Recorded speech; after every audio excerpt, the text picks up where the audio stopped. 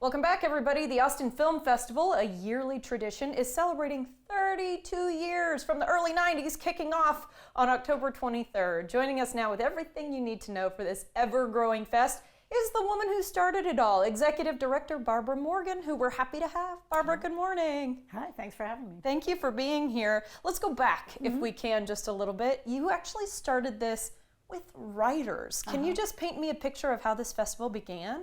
Yeah, we were very lucky that we sort of kicked it off with, hey, this would be fun to do as a hobby, and it's turned into a bit more than that.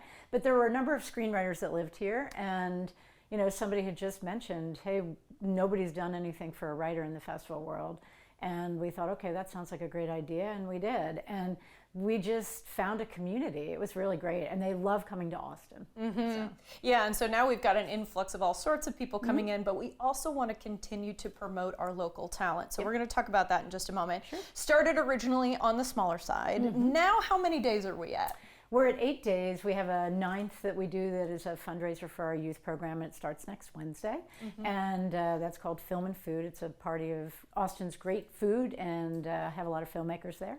So, and then it kicks off on Thursday, and largely downtown and also out north at the Galaxy. Gotcha. Okay. Lots going on. I'll say that. I do want to talk about some of the film highlights. We'll be here all night if I make you list all of them. But let's first talk about what changed politically that has really got a lot of people talking. Yeah, so the legislature just passed this incredible incentive program.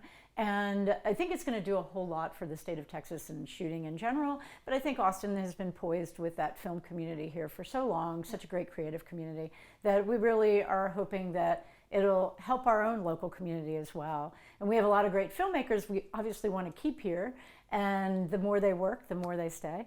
And we've got some of those films that are showing at this year's festival. A mix of docs and competition films, and just films that people are making that they may already have distribution. And so one is The Long Shot, which is a golf movie that is really, really funny, but also leans into the Austin community. And the filmmaker Austin Nichols is an actor people will recognize. He's living here and making films here. Another great one are the Holden brothers, and they've got a film called Sellout.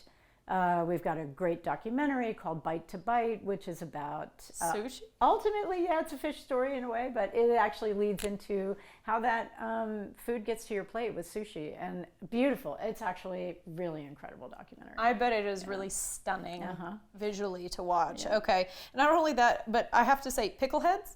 Pickleheads is golf reference, but still, Pickleheads is the Caddyshack of pickleball, and that movie is hysterical. Again, Jared Bonner, local writer, wrote that film, and it's just so much fun. It is just so much fun. You won't even notice the time going by. It's so funny. Oh, it's awesome. Okay, Knives Out. I was really impressed to hear this name because I've seen every part of Knives Out so far.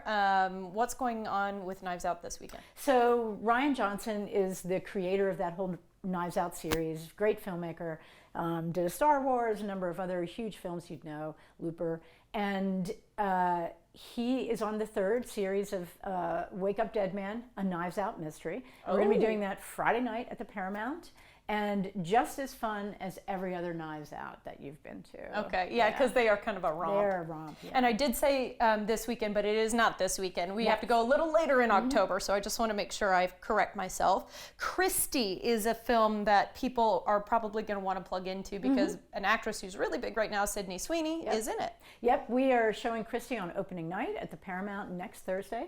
And Christy Martin, who's the person that this film is about, that Sydney Sweeney plays, is actually spent a lot of time here in Austin. So definite Austin connection, really great story about her life.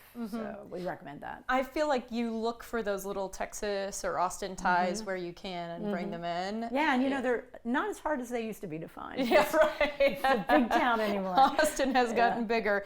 Charlie Crockett, who doesn't love Charlie Crockett? Yes, who doesn't love Charlie Crockett? We're showing a documentary about Charlie Crockett, and that is in the schedule twice, so people can, if they miss it because it's one of the other big programs that only shows once, they can check that out the second time. But we also have a couple of local filmmakers who have a new movie coming out. They made Sing Sing and got nominated last year for an Academy Award. That was huge. Yeah, that was huge.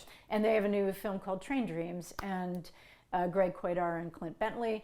And they're going to be here at the festival too. They're awardees at our festival, and great writers. Really excited about that. And also, Elizabeth Olsen is coming in. Yeah, that's exciting. Yes, she's going to be here with her new film, Eternity, which I love, and I know it's going to be Oscar bait.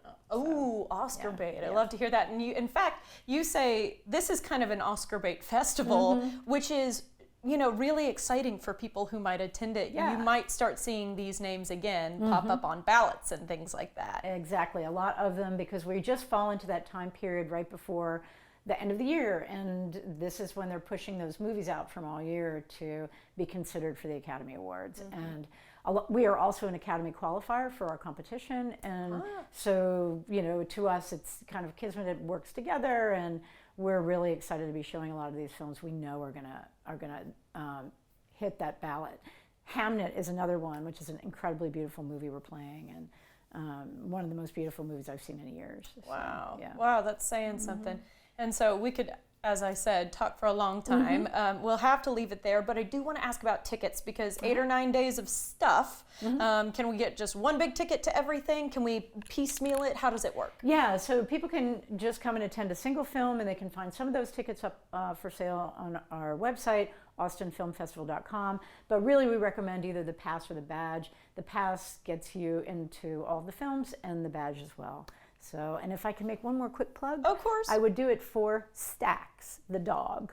Oh, that is so sweet of So, you. he was beautiful. I hung out with him a little bit. Somebody needs to adopt that dog. Oh, okay. Well, that makes my heart so happy. Hopefully Stax finds a home today. I hope so. Barbara, you have a big heart. Thank you so much for your time. All right, guys, for information on the festival, check out austinfilmfestival.com or follow them on Instagram at austinfilmfest.